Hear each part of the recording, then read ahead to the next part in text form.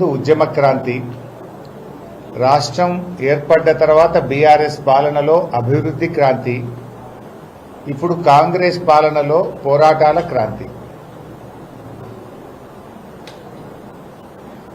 ఇవాళ పండగ పూట జనరల్గా సంక్రాంతి అంటే మంచి పంటలు పండి ధాన్యం అంతా ఇంటికి వచ్చిన తర్వాత ఎంతో ఆనందంగా రైతులందరూ చేసుకునేటువంటి పండగ ఈ సంక్రాంతి పండగ.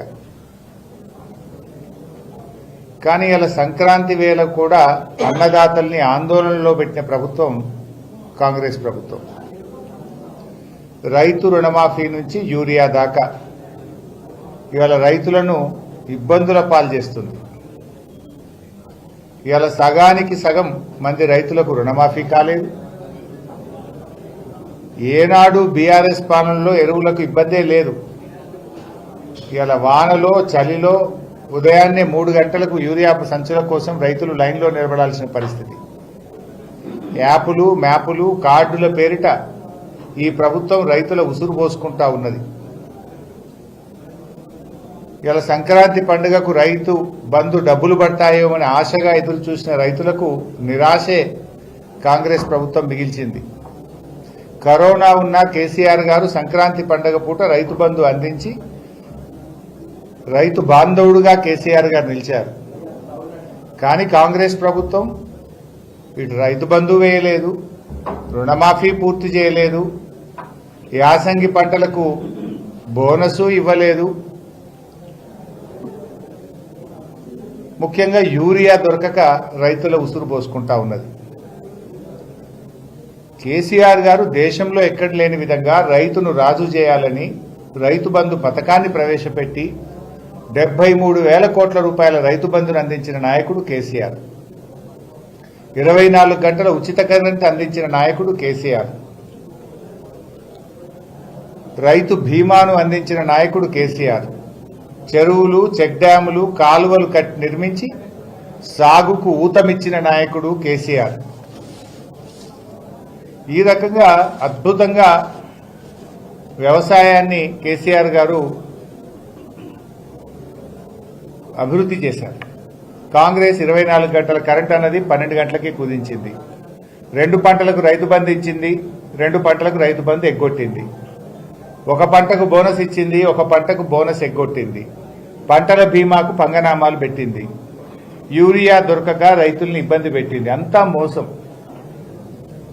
అందుకే ఇలా కాంగ్రెస్ పాలనలో క్రాంతి అంటే పోరాటం. ఇలా పోరాట క్రాంతి జరుగుతూ ఉంది.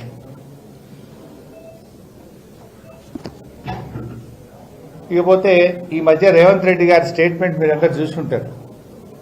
ఏమన్నాడంటే, ఏదైనా బండి మీద తెలిసో తెలియక వేగంగా వెళ్తానో పెనాల్టీలు పడితే ప్రజల అకౌంట్ల నుంచి నేరుగా నగదు బదిలీ చేయాలని రేవంత్ రెడ్డి గారు ఆదేశాలు ఇచ్చారు. అంటే నీకు తెలియకుండా నీ బ్యాంక్ అకౌంట్ నుంచి పైసలు కట్ చేసుకోమంటుండ్రు. అంటే ట్రాఫిక్ ఛాలెంజ్ల పైన రేవంత్ రెడ్డి గారు ప్రజల అకౌంట్ల నుంచి నేరుగా బ్యాంకు నుంచి వాళ్ళకి చెప్పకుండానే, వాళ్ళకి తెలియకుండానే నగదు బదిలీ కట్ చేసుకోండి, గవర్నమెంట్ అకౌంట్లో వేసుకోండి అంటుండ్రు. కేసీఆర్ గారి హయాంలోనేమో నగదు బదిలీ ప్రజల అకౌంట్లోకి పంపిండు. రైతు బంధు డైరెక్ట్ ప్రజల అకౌంట్లో వేసిండు కేసీఆర్. అవ్వాతాతలకు 2000 పెన్షన్ నేరుగా అకౌంట్లో వేసిండు కేసీఆర్. కానీ రేవంత్ రెడ్డి ఏమంటుండు, ప్రజల అకౌంట్ల నుంచి లాక్కొని ప్రభుత్వ అకౌంట్లు వేసుకుంటా అంటుండు రేవంత్ రెడ్డి. అసలు ప్రజలకు తెలియకుండా తమ అకౌంట్ నుంచి డబ్బు తీసుకుపోయేటోళ్ళని ఏమంటాము? సైబర్ నేరగాళ్ళు అంటాం. సైబర్ నేరగాళ్ళు నీకు తెలియకుండా నీ అకౌంట్ల నుంచి పైసలు ఎత్తుకుపోతారు. మరి ఇక సైబర్ నేరగాళ్లకు ఈ రేవంత్ రెడ్డికి తేడా ఏందో నాకైతే అర్థమవుతలేదు. నువ్వు డైరెక్ట్ కట్ చేయంటుండు. నేను అంటున్నా, రేవంత్ రెడ్డి ఎన్నికల ముందు మీరు ఏం చెప్పిండ్రు? బాండ్ పేపర్ మీద రాసిచ్చారు. బాండ్ పేపర్ మీద రేవంత్ రెడ్డి స్వయంగా సంతకం పెట్టిండు. డిసెంబర్ నెల నుంచి అవ్వాతాతలకు 4000 పెన్షన్ ఇస్తా అన్నావు. మహాలక్ష్మి కింద మహిళలకు 2500 ఇస్తా అన్నావు. తులం బంగారం ఇస్తా అన్నావు. మరి అవి ఏమైనాయి? నువ్వు బాండ్ పేపర్ మీద రాసిచ్చి నువ్వు స్వయంగా సంతకం పెట్టి ఒట్లు పెట్టుకున్నావు కదా, మరి ఒట్లు పెట్టుకున్నందుకు నెల నెల అవ్వాతాతలకు ఇవ్వాల్సిన 4,000 రూపాయల డబ్బులు కానీ, ఆడపిల్ల పెళ్లికి ఇస్తామన్న తులం బంగారం కానీ, మహాలక్ష్మి పథకం కింద మహిళలకు ఇస్తామన్న నెలకు 2,500 రూపాయలు రేవంత్ రెడ్డి అకౌంట్ నుంచి మరి సీదా ఆటో క్రెడిట్ చేసే పని కూడా చేయాలని నేను డిమాండ్ చేస్తా ఉన్నా. నువ్వు ఛాలెంజ్ డబ్బులు ఆటో క్రెడిట్ చేస్తా అంటున్నావు కదా బ్యాంకుల నుంచి, మరి నువ్వు కూడా బాండ్ పేపర్ మీద రాసిచ్చి ఒట్లు పెట్టి సంతకం పెట్టించినావు కదా, మరి నీ అకౌంట్ నుంచి కూడా లేదా ప్రభుత్వ ఖజానా నుంచి ఆటో క్రెడిట్ చేసి ప్రజలకు తీసుకుంటాం. మరి నువ్వు ఎట్లా తీసుకుంటావో మరి ప్రజలకు కూడా అదే హక్కు ఉంటుంది కదా. ప్రజలకు బాండ్ పేపర్ మీద రాసిచ్చి సంతకం పెట్టి ఒట్లు పెట్టి నువ్వు మాట ఇచ్చినప్పుడు మరి ఆటో క్రెడిట్ ప్రజలకు కూడా ఇవ్వాలి. 4,000 పెన్షన్ ఇవ్వాలి, మహాలక్ష్మి 2,500 ఇవ్వాలి, college fees reimbursement SC ST BC విద్యార్థులకు ఇవ్వాలి, అక్క చెల్లెళ్లకు తులం బంగారం ఇవ్వాలి. ఇది కూడా ఆటో క్రెడిట్ పెట్టుకుందాం. మరిగా నీ రేవంత్ రెడ్డి అకౌంట్ నుంచి పెడదామా, గవర్నమెంట్ అకౌంట్ నుంచి పెడదామా, అది కూడా ఆటో క్రెడిట్ పెట్టు. ప్రజల పైసలు లాక్కోవడానికి ఆటో క్రెడిట్ పెడితే ప్రజలకు ఇవ్వాల్సిన డబ్బులకు కూడా ఆటో క్రెడిటే పెట్టాలి కదా. రిటైర్డ్ ఉద్యోగులకు ఇవ్వాల్సిన పెన్షన్ డబ్బులు కావచ్చు, మా ప్రభుత్వ ఉద్యోగులకు రావాల్సిన డిఏలు కావచ్చు, పీఆర్సీలు కావచ్చు, మా ఆర్టీసీ కార్మికులకు రావాల్సిన వేతన ఒప్పందం కావచ్చు, ఆశా అంగన్వాడీ ఈజీఎస్ ఉద్యోగులకు ఇచ్చినటువంటి హామీలు కూడా ఆటో క్రెడిట్ పెడదాం.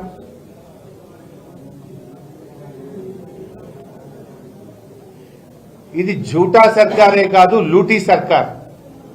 బాతో మే झूठा, కామో మే లూట్నా. నిరుద్యోగుల జాబులే కాదు, ప్రజల జేబులు కొట్టేందుకు కూడా రేవంత్ రెడ్డి కుట్ర చేస్తా ఉన్నాడు.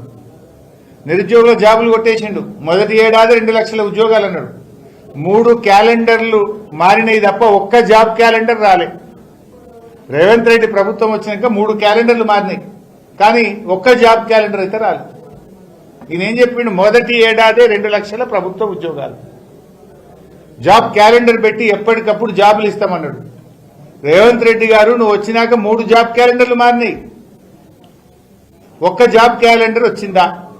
3 క్యాలెండర్లు మారినాయి కానీ ఒక్క జాబ్ క్యాలెండర్ రాలే. నువ్వు వచ్చినాక 3 సంక్రాంతి పండుగలు వచ్చినాయి, కానీ నువ్వు ఇచ్చిన 3 హామీలు కూడా అమలు కాలే.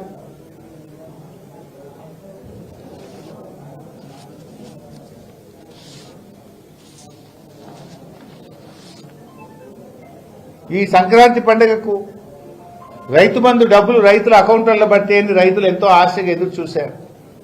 పోయిన యాసంగి పంట బోనస్ పట్టదేమో అని రైతులు ఎదురు చూశారు, కానీ పల్లె. నువ్వు ఓట్ల కోట్లకు ఇస్తావు. కేసీఆర్ ఏమో నాట్లకు రైతు బంధు ఇస్తే రేవంత్ రెడ్డి ఓట్ల కోట్లకు ఇస్తాడు. ఎందుకంటే మొన్న సర్పంచ్ ఎలక్షన్లు ఉంటే రైతు బంధు వేసాడు. ఇప్పుడు ఎంపీటీసీ జెడ్పీటీసీ ఎలక్షన్లు ఉంటే రైతు బంధు వేస్తుండే. ఎంపీటీసీ ఎలక్షన్ లేదు కదా, ఇప్పుడు జెడ్పీటీసీ ఎలక్షన్ లేదు కనుక రైతు బంధు వేయలే. మొన్న ఏమైంది, ఊర్లలో సర్పంచ్ ఎలక్షన్లు ఉంటే చీరలు వంచిండు, కానీ పట్టణాలు ఇయ్యలే. ఇచ్చిండు అప్పుడు ఊర్లలో సర్పంచ్ ఎలక్షన్లకేమో చీరలు ఇచ్చిండు, పట్టణాలకు మాత్రం చీరలు ఇయ్యలే. ఇప్పుడు మున్సిపల్ ఎన్నికలు వస్తున్నాయి కదా, ఇక రేపో మాపో పట్టణాలలో చీరలు వస్తాడు. ఇక ఓట్ల కోట్లకు చీరలు, ఓట్ల కోట్లకు రైతు బంధు. కేసీఆర్ ఏమో నాట్లకు రైతు బంధు, బతుకమ్మకు చీరలు. ఇగో ఇది కాంగ్రెస్ కు బీఆర్ఎస్ ప్రభుత్వానికి ఉన్న తేడా. అంటే ఎన్నికల్లో ఓట్లు దండుకోవడానికి ప్రజలను మోసం చేస్తున్నారు ఈ కాంగ్రెస్ ప్రభుత్వం, ఈ రేవంత్ రెడ్డి ప్రభుత్వం అనడానికి ఇంతకంటే ఉదాహరణ ఏం కావాలి?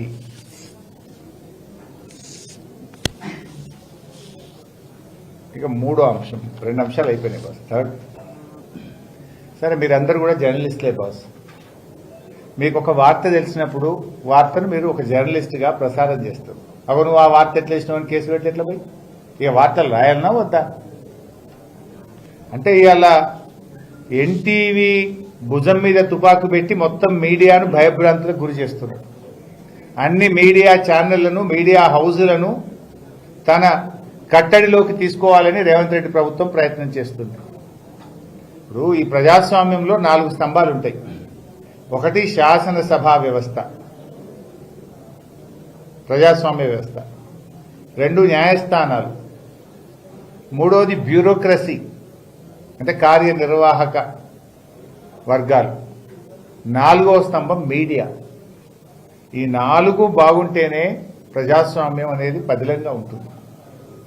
కానీ 4వ స్తంభమైన ప్రజాస్వామ్య వ్యవస్థకు అత్యంత ముఖ్యమైనటువంటి మీడియాను ఈరోజు రేవంత్ రెడ్డి బ్లాక్మెయిల్ చేస్తూ ఉన్నాడు. రేవంత్ రెడ్డికి ఎందుకో మీడియా అంటే చాలా కోపం ఉంది. ఆ మధ్య ఒకసారి మాట్లాడుతూ ఏమన్నాడు, జర్నలిస్టులను చూస్తే వల్ల చెంపలని వలగొట్టబుద్ధి అవుతుంది అని ఓపెన్గా పబ్లిక్ మీటింగ్లో మాట్లాడాడు. వల్ల చెంపలు వలగొట్టాలనిపించిందట ఆయనకు. ఆయన అంత కసి ఉన్నది మీడియా మీద. అది నేను చెప్తలేను, రేవంత్ రెడ్డి గారే పబ్లిక్ మీటింగ్లో చెప్పిన మాట గుర్తు చేస్తున్నా. ఇవాళ ఆయన కడుపులో ఉన్న ఆక్రోశాన్ని ఇలా అక్రమంగా అర్ధరాత్రి పూట జర్నలిస్టులను అరెస్ట్ చేస్తూ వికృత ఆనందం పొందుతా ఉన్నాడు రేవంత్ రెడ్డి గారు. ఇలా మీడియా అనేది చాలా ముఖ్యం. మీడియా ప్రశ్నించడం మానేస్తే అధికారంలో ఉన్న వాళ్ళు బరి తెగిస్తారు, ప్రజలకు మోసపోతారు, ప్రజలకు గొంతుక లేకుండా పోతుంది. ఇది ప్రజాస్వామ్యానికి ఎంత మాత్రం మంచిది కాదు. ఇదే కాంగ్రెస్ ప్రభుత్వం, ఇదే రేవంత్ రెడ్డి గారు ఆ రోజు ఏమన్నారు, ప్రజాపాలన అంటే మేము ఒక 7వ గ్యారంటీ ఇస్తున్నాం, 7వ గ్యారంటీగా స్వేచ్ఛనిస్తున్నాం, 7వ గ్యారంటీగా ప్రశ్నించే హక్కును ప్రజలకు కల్పిస్తున్నాం అని ఆ రోజు గప్పాలు కొట్టారు. మరి ఇలా అధికారంలోకి వచ్చిన మరుక్షణం నుంచే నియంతృత్వంగా వ్యవహరిస్తున్నారు, ఎమర్జెన్సీని తలపించే విధంగా వ్యవహరిస్తా ఉన్నారు. నిన్న అర్ధరాత్రి పూట జర్నలిస్టులను అరెస్ట్ చేయాల్సిన అవసరం ఏమొచ్చింది?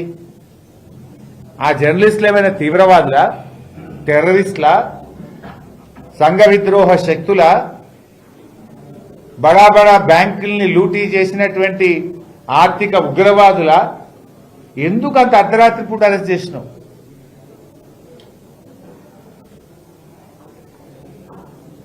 వాళ్ళకి నోటీస్ ఇవ్వచ్చు, పిలవచ్చు కదా. ఇలా అందులో ఒక అరెస్ట్ చేసిన ఒక జర్నలిస్టు పరిపూర్ణానందచారి. ఈ సంఘటన జరిగినప్పుడు 3 రోజులు శబరిమలలో ఉన్నాడు. ఆయన 3 రోజులు లీవ్లో ఉన్నాడు, శబరిమలలో ఉన్నాడు.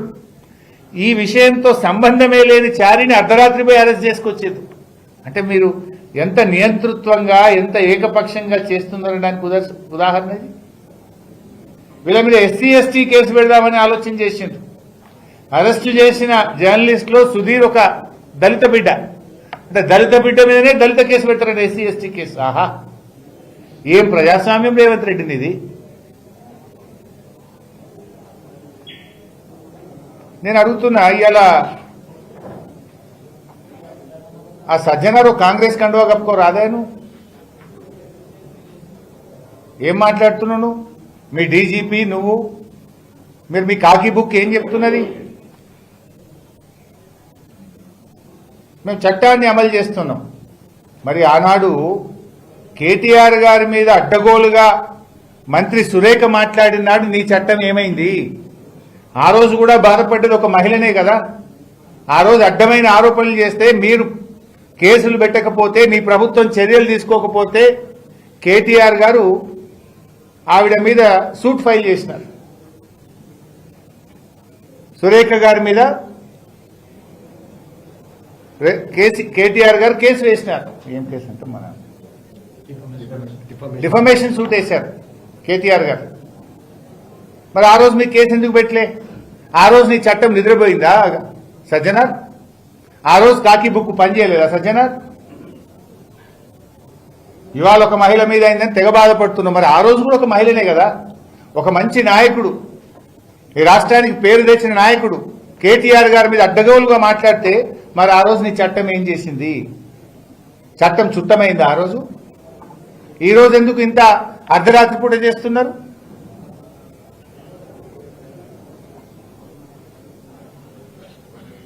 మరొక మంత్రి, ఆయన కుమారుడు, ఆయన కంపెనీ అర్ధరాత్రి పూట పోయి హైదరాబాద్లో బౌన్సర్లను పెట్టి భూములు కబ్జా చేసిండ్రు. మరి ఆ రోజు నుంచి ఈ రోజు వరకు ఆ మంత్రి గారి కుమారుణ్ణి కానీ, ఆ మంత్రి గారి కంపెనీ రాఘవ కన్స్ట్రక్షన్ లో ఒక్కరిని కూడా ఎందుకు అరెస్ట్ చేయలేదు? దాని మీద ఎందుకు సిట్ అయ్యారు? పట్టబగలు ఒక పేదవాడు సామాన్య ప్రజల భూమిని కబ్జా చేస్తే, కోట్ల రూపాయల భూమిని హైదరాబాద్ నడిబొడ్డున కబ్జా చేస్తే ఆ రోజు చట్టం ఏం చేసింది? దాని మీద ఎందుకు సిట్ అయ్యారు? దాని మీద ఈ రోజు వరకు ఎందుకు అరెస్ట్ చేయరు? అర్ధరాత్రి పోయి పట్టుకురావచ్చు కదా మరి వాళ్ళు. కానీ అక్కడేం చేసిండ్రు? పాపం నిజాయితీగా వ్యవహరించిన ఒక సిఐ గారిని బదిలీ చేసింది 24 గంటల్లో. ఆయన పేరు ఉండే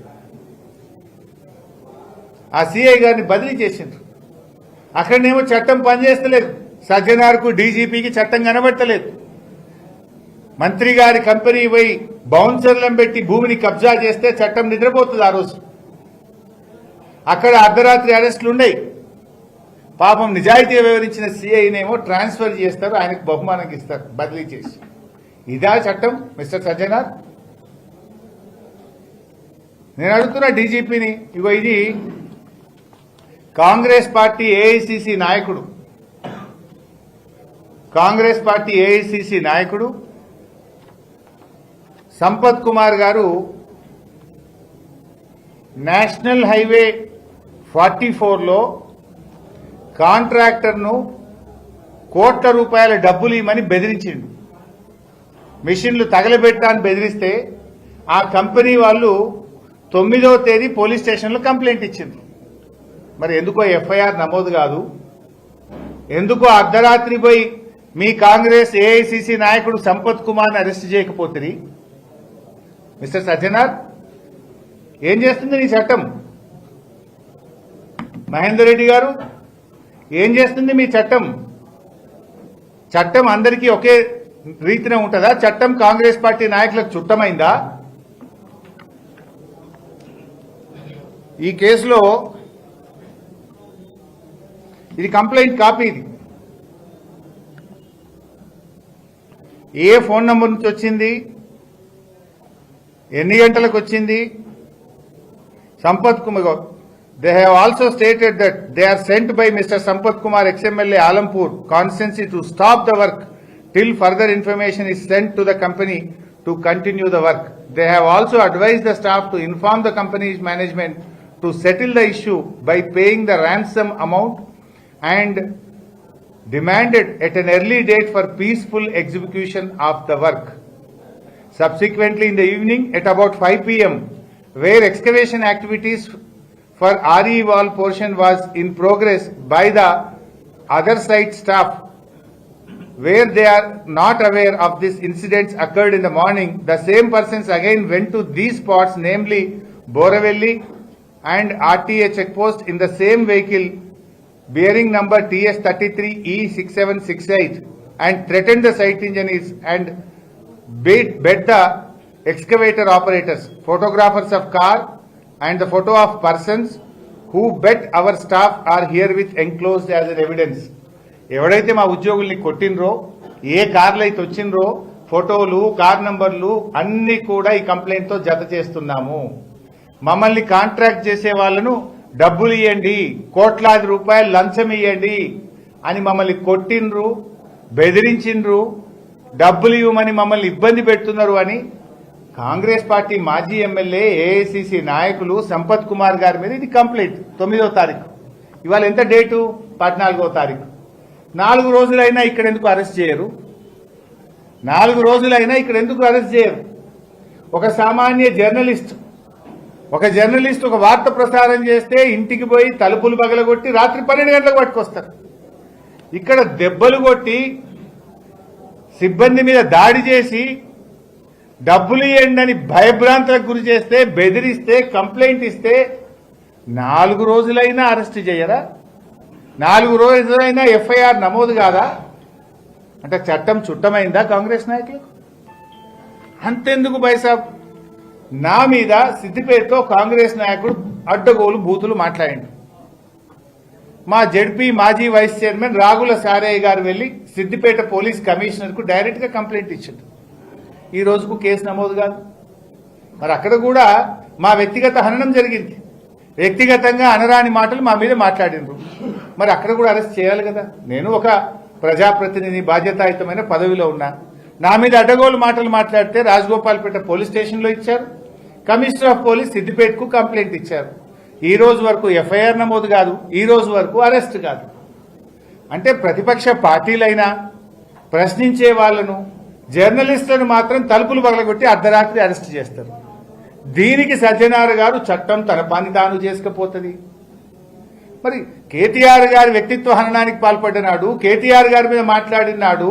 మరి ఆ మహిళ ఎంత బాధపడ్డది? మరి ఆ రోజు ఎందుకు కేసు నమోదు చేయలేదు?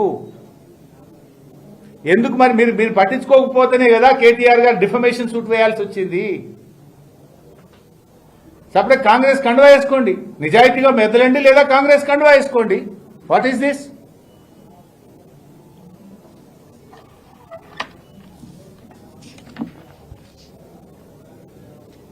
ఇంకో బాధ కలిగేది ఏంటంటే రేవంత్ రెడ్డి గారికి ఈ మిడ్ నైట్ ఏమంటారు చూడండి, రాత్రి కాగానే కొన్ని సినిమాల్లో ఇట్లా అయిపోతారు చూడు మనుషులు, 12 కాగానే మనిషి ఏమవుతాడు, రెమో. రాత్రి 12 కాగానే మనుషుల్లో ఇట్లా మార్పు అప్పుడప్పుడు సినిమాల్లో చూస్తుంటాం. ఏది కొన్ని ఆ సినిమాలు ఉంటాయి, ఏం సినిమాలు, క్రైమ్ హారర్ సినిమాలు ఉంటాయి చూడు, అట్లాంటి లక్షణం ఏదో ఉన్నట్టుంది రేవంత్ రెడ్డికి. అరాచకవాది నిద్రలేస్తాడు రేవంత్ రెడ్డిలో. కోర్టు సెలవులు ఉన్నప్పుడేమో హైడ్రా కూల్చివేతలు. కోర్టు ఇవాళ శనివారం అనగానే పొద్దుగాల జేసీబీ వస్తుంది కూలగొట్టడానికి. అర్ధరాత్రి సమయంలో జనాల మీదకి పోలీసులు. హోంశాఖ తన దగ్గరనే పెట్టుకొని ముఖ్యమంత్రిగా, హోంశాఖ మంత్రిగా ఇవాళ పోలీసులను ప్రైవేట్ సైన్యంగా రేవంత్ రెడ్డి గారు మార్చుకుంటున్నారు. ప్రశ్నించిన పాపానికి బీఆర్ఎస్ నాయకులను, సోషల్ మీడియా వారియర్ల ఇండ్ల మీదికి అర్ధరాత్రి పోలీసులను ఉసిగొల్పుతా ఉన్నారు. అల్లు అర్జున్ ఇంటి మీదికి కూడా పోలీసులను పంపి అరెస్ట్ చేయించారు. సహచర మంత్రి కొండా సురేఖ గారి ఇంటికి కూడా అర్ధరాత్రి పోలీసులు పోయారు. మీకు గుర్తుందా? సహచర మంత్రి కొండా సురేఖ ఇంటికి కూడా అర్ధరాత్రి రేవంత్ రెడ్డి పోలీసులను పంపిండు. రాత్రి 12 గంటలకు కొండా సురేఖ గారి బిడ్డ బయటకు వచ్చి మీడియాతో మాట్లాడాల్సిన పరిస్థితి ఏర్పడ్డది. మహిళా జర్నలిస్టులను చూడకుండా రేవతి, తన్వి యాదవ్లను కూడా రాత్రి 12 తర్వాత అరెస్ట్ చేసిండ్రు. నిజమైన నేరగాళ్లను వదిలేసి కేవలం రాజకీయ కక్ష సాధింపు కోసం ప్రతిపక్షం మీద, ప్రశ్నించే గొంతుల మీద రేవంత్ రెడ్డి గారు పోలీసులను ఉసుగొల్పుతా ఉన్నారు. దర్జాగా పట్టబదలు నేషనల్ హైవే కాంట్రాక్టర్ను బెదిరించి డబ్బులు ఇవ్వమని దెబ్బలు కొడుతుంటే గల్లా పట్టుకుని కొడితే కేసులు ఉండవు, అరెస్టులు ఉండవు. పట్టబగలు హైదరాబాద్ నడిబొడ్డున రాఘవ కంపెనీ భూ కబ్జాలు చేస్తే కేసులు ఉండవు, సిట్టులు ఉండవు, అరెస్టులు ఉండవు. హైదరాబాద్ నడిబొడ్డున గన్ను పెట్టి పారిశ్రామికవేత్తల వద్ద అక్రమంగా వసూళ్లు చేస్తే కేసులు ఉండవు, సిట్లు ఉండవు. నేను చెప్పలే కదా, కేబినెట్ మంత్రి సురేఖ గారి బిడ్డనే చెప్పింది.